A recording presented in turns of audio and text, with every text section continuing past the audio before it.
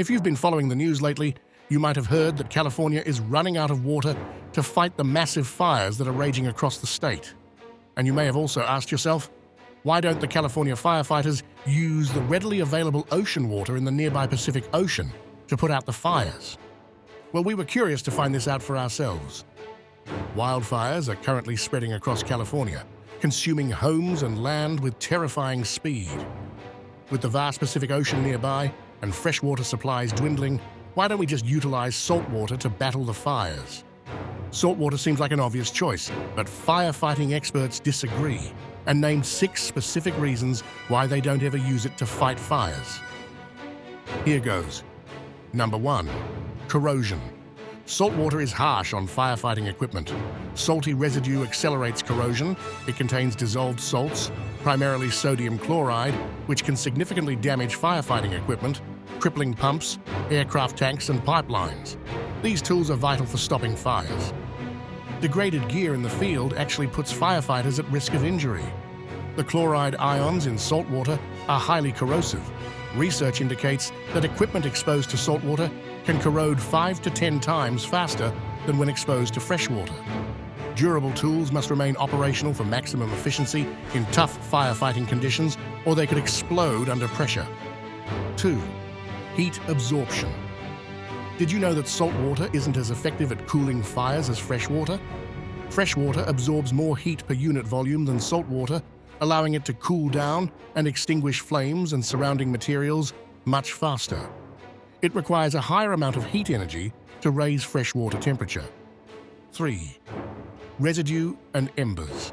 When salt water evaporates, it leaves behind a residue of salt crystals. These salts can coat burning materials, creating a layer that traps heat and hinders the complete cooling of embers. In wildfires, where embers can smolder for hours or even days, this salty residue can act as a thermal insulator, retaining heat and increasing the risk of reignition. 4. Steam production.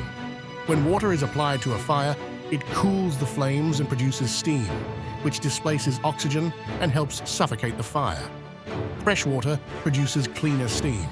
Saltwater leaves salt particles in the vapor, which can settle back onto the fire zone, reigniting embers if they come into contact with heat sources. 5. Desalinating water. For firefighting, it is impractical to rely on desalinating water because the process is slow, resource-intensive, and unsuitable for emergency scenarios. Desalination methods like reverse osmosis or thermal distillation require specialized equipment, significant energy, and time, typically producing only 25,000 gallons of freshwater per day, far below the millions often needed during a wildfire. It's also expensive, costing $1,000 to $3,000 per acre-foot of water. Furthermore, it involves logistical challenges like transporting and operating mobile units in remote areas. Given that wildfires can spread rapidly, consuming hundreds of acres in minutes, relying on readily available freshwater sources is far more effective for timely and efficient firefighting efforts. 6. The environmental consequences of using saltwater to fight fires are severe and multifaceted. Saltwater infiltration into ecosystems introduces high concentrations of sodium and chloride ions, which disrupt soil structure by displacing essential nutrients like potassium, calcium, and magnesium. This leads to soil salinization, reducing its fertility and water retention capacity, making it inhospitable for vegetation regrowth. Fire-damaged land is already fragile, and salt residues exacerbate this by creating a crust on the soil surface, preventing seed germination and water infiltration. Vegetation loss due to salinity destabilizes ecosystems, leaving slopes prone to erosion and increasing the risk of landslides. Wildlife is also profoundly affected, as saline environments disrupt freshwater habitats, killing aquatic species and altering food chains.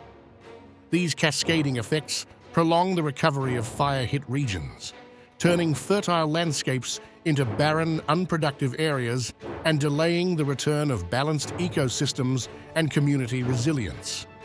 Instead of using saltwater, effective wildfire strategies prioritize water conservation, sustainable wildfire management, and protecting critical infrastructure. These efforts include developing fire-resistant communities, enhancing water delivery systems to ensure adequate freshwater supplies, and adopting advanced firefighting technologies. Quicker evacuation protocols and proactive urban planning further minimize wildfire damage without resorting to the counterproductive effects of saltwater.